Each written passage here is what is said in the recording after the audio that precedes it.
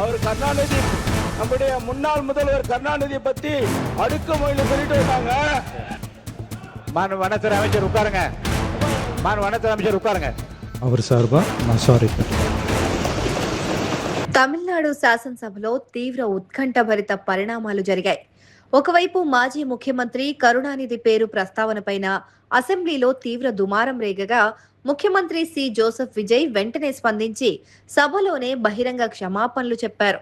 మరోవైపు రైతుల కోసం 6,220 కోట్ల రూపాయలతో భారీ పంట రుణమాఫీ పథకాన్ని సభలో ప్రకటించారు.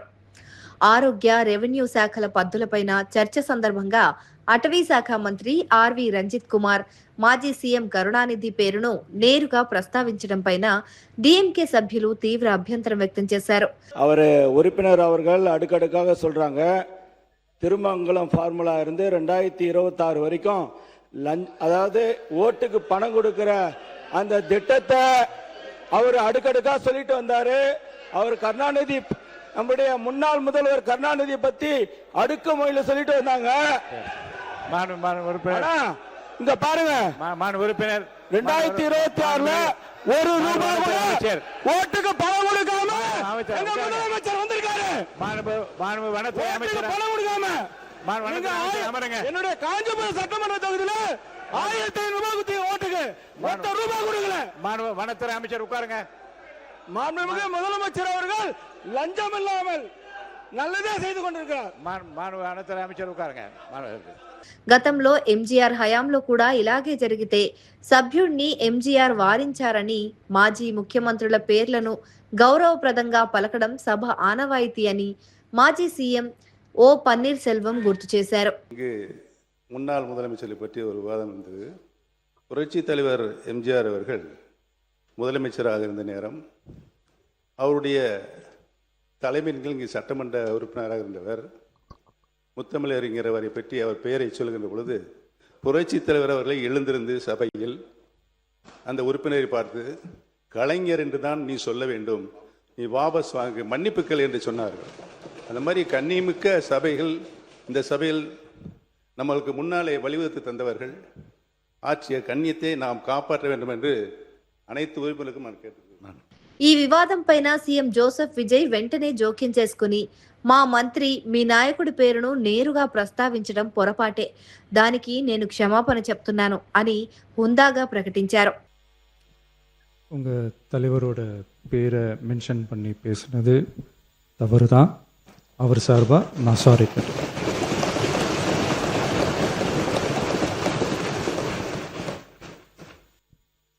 అనంతరం రూల్ 110 కింద ముఖ్యమంత్రి జోసెఫ్ విజయ్ రైతులకు భారీ ఊరటనిచ్చే సంచలన ప్రకటన చేశారు. 75,000 వరకు ఉన్న పంట రుణాలను పూర్తిగా మాఫీ చేస్తున్నట్లు వెల్లడించారు. 75,000 నుంచి 1,00,000 వరకు ఉన్న రుణాలను 75,000 ఫ్లాట్ మాఫీ వర్తిస్తుందని, 1,00,000 దాటిన రుణాలకు 35,000 రిలీఫ్ ఇస్తున్నట్లు స్పష్టం చేశారు.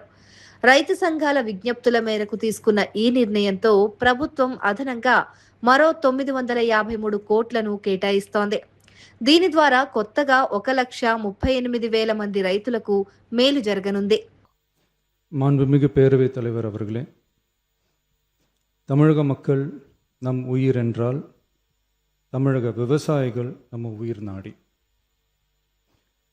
உலகில் ஜாதி, மதம், இனம், மொழி என அனைத்து வேறுபாடுகளுக்கும் அப்பாற்பட்டு நடைபெறும் தொழில் என்றால் அது விவசாய தொழில் மட்டுமே. உலகின் ஒரு மூலையில் உற்பத்தி செய்யப்படும் விவசாய பொருட்கள் உலகின் மற்றொரு மூலையில் உள்ள மக்களின் உணவு தேவையை பூர்த்தி செய்கிறது. எந்த நாடு உழவு தொழிலை மதித்து விவசாயிகளுக்கு உரிய பாதுகாப்பையும் ஆதரவையும் வழங்குகிறதோ அந்த நாட்டில்தான் மக்கள் வளமாகவும் மகிழ்ச்சியாகவும் வாழ முடியும். தமிழக வெற்றிக்கழக அரசு பல்வேறு நிதி நெருக்கடிகளின் மத்தியில் ஆட்சி பொறுப்பேற்றாலும் பதவியேற்ற 15 நாட்களுக்குள் விவசாயிகளின் கடன் சுமையை குறைக்க கடந்த 25/5/2026 அன்று குறு சிறு மற்றும் இதர விவசாயிகள் பெற்றிருந்த பயிர்க்கடனில் 50,000 ரூபாய் வரையிலான கடன்களை முழுமையாக தள்ளுபடி செய்ய ஆணை பிறப்பிக்கப்பட்டது.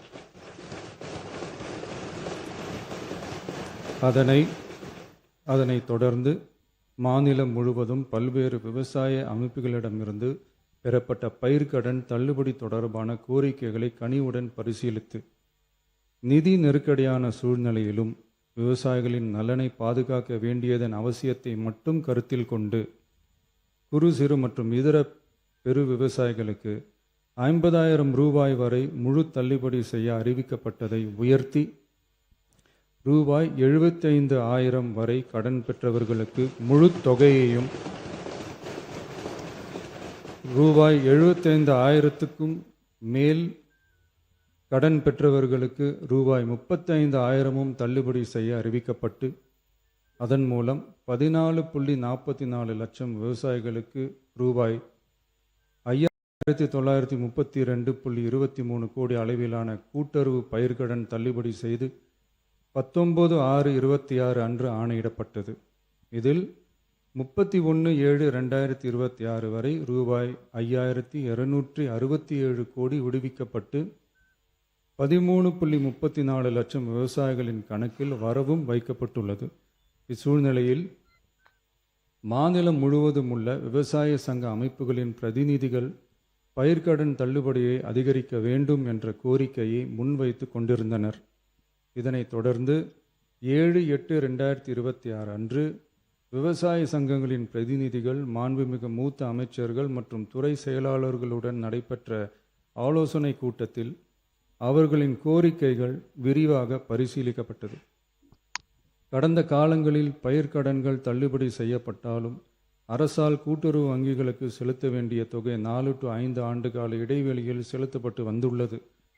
2021 ஆண்டில் பயிர்க்கடன் தள்ளுபடி செய்யப்பட்ட தொகை 2021 முதல் 26 வரையான காலத்தில் அரசால் 12 தவணைகளாக கூட்டுறவு வங்கிகளுக்கு செலுத்தப்பட்டுள்ளது. ஆனால் அந்த கால அவகாசம் நமது அரசுக்கு தற்போது இல்லை. இந்திய ரிசர்வ் வங்கியின் 28/11/2025 தேதியிட்ட கடிதத்தில் அரசு கடன் தள்ளுபடி திட்டங்களுக்கான செயல்பாட்டு நடைமுறைகளின்படி பயிர்க்கடன் தள்ளுபடிக்கான முழு தொகையையும் அரசானது 45 முதல் 60 நாட்களுக்குள் கூட்டுறவு வங்கிகளுக்கு முழுமையாக செலுத்த வேண்டும் என்ற வழிமுறை நடைமுறையில் வந்துள்ளது. இந்த வழிகாட்டுதலின்படியும் தமிழ்நாடு அரசின் நிதிநிலை மற்றும் நிதி ஆதாரங்கள் ஆகியவற்றை கருத்தில் கொண்டும் இந்த இக்கட்டான சூழ்நிலையிலும் கூட்டுறவு வங்கிகள் மூலம் வழங்கப்பட்ட பயிர்க்கடன்களுக்கு பின்வரும் கூடுதல் தள்ளுபடியை வழங்கிட அரசு முடிவு செய்துள்ளது.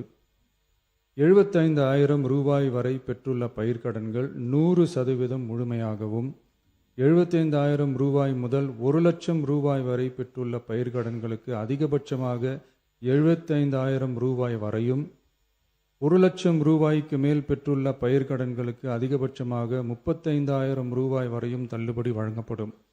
இதன் மூலம் 75,000 ரூபாய் முதல் 1 லட்சம் ரூபாய் வரை பயிர்க்கடன் பெற்றுள்ள 2,38,200 దీంతో రాష్ట్రంలో మొత్తం పంట రుణమాఫీ ప్యాకేజీ ఏకంగా 6,220 కోట్లకు చేరింది.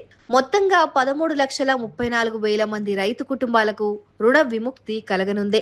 வரை கூடுதல் தள்ளுபடி பெறும் வாய்ப்பு ஏற்படும்.